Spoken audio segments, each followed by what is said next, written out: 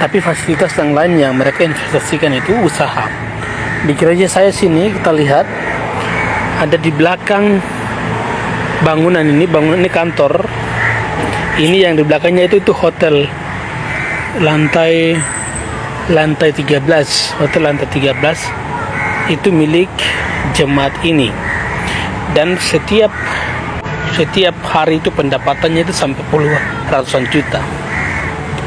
Bahkan gereja saya di sini memiliki sebuah toko supermarket sini, dan mereka kerjakan jemaat-jemaat yang tidak memiliki pendapatan tetap, dan mereka dan bedanya adalah majelis yang seseorang majelis ada yang bertanggung jawab untuk di bidang ekonomi, yang bertanggung jawab untuk mengkoordinir usaha jemaat. Saya pikir ada inovasi yang baru kita juga bisa kembangkan. Itu penting, kita tidak harus melihat ekonomi.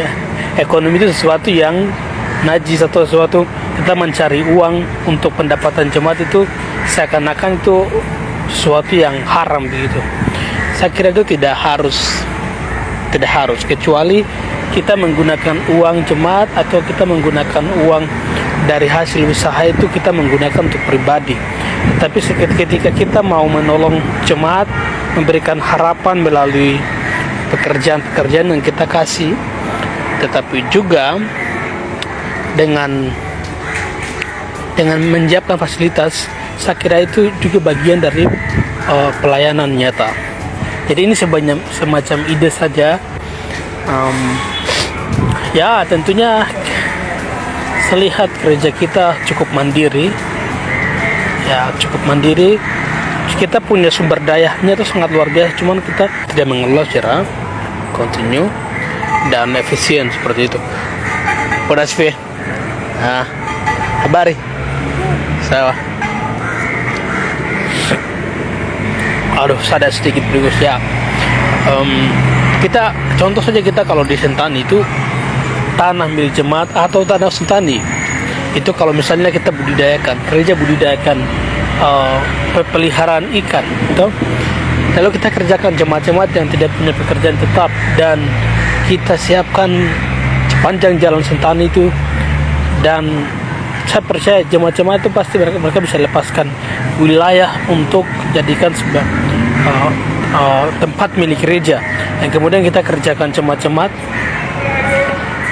yang belum punya pekerjaan tetap, dan mereka bertanggung jawab. Jadi setiap pemasukan itu kita bayar mereka, tapi untuk investasi, dan pemasukan yang lain misalnya kita setor untuk badan misi, ya badan misi untuk contoh mahasiswa STT yang selesai dan tinggal termasuk seperti kami mengutus mereka mereka ini ke tempat-tempat yang agak sedikit jauh, yang tidak ada pelayan sama sekali, dan itu sebenarnya kesempatan kita menggunakan uang pendapatan itu dengan mensupport mereka dengan daya dan dana seperti itu. Nah, setelah misalnya contoh kita ada penerimaan vigaris, kita datang dengan laporan hasil kerja kita, dan itu langsung diarahkan seperti itu. Ini semacam ide-ide yang saya kira baik. Jadi ini semacam share untuk kedepannya. Tentunya tidak mudah. Saya juga mungkin mudah untuk bicara, tapi tidak mudah untuk melakukan. Tapi itu bukan sebuah alasan untuk kita tidak bertindak.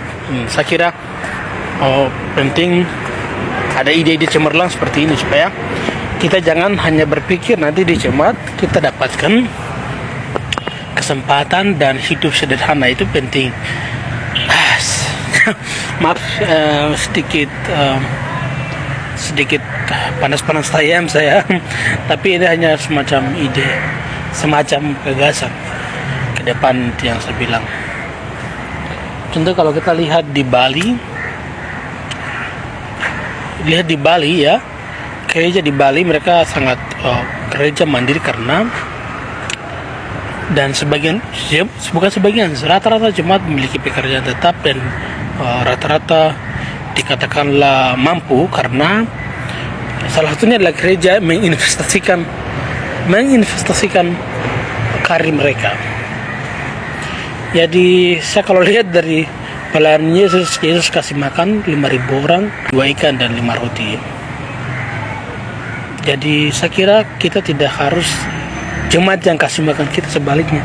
Itu penting jemaat kasih makan dari rasa ucapan syukur mereka, tapi ada baiknya juga jemaat kita kasih jemaat makan. Bukan hanya makanan rohani, tetapi makan jasmani yang langsung bersentuhan. Dalam hal ini pekerjaan dan lain-lain. Itu kita harus buka wawasan ini.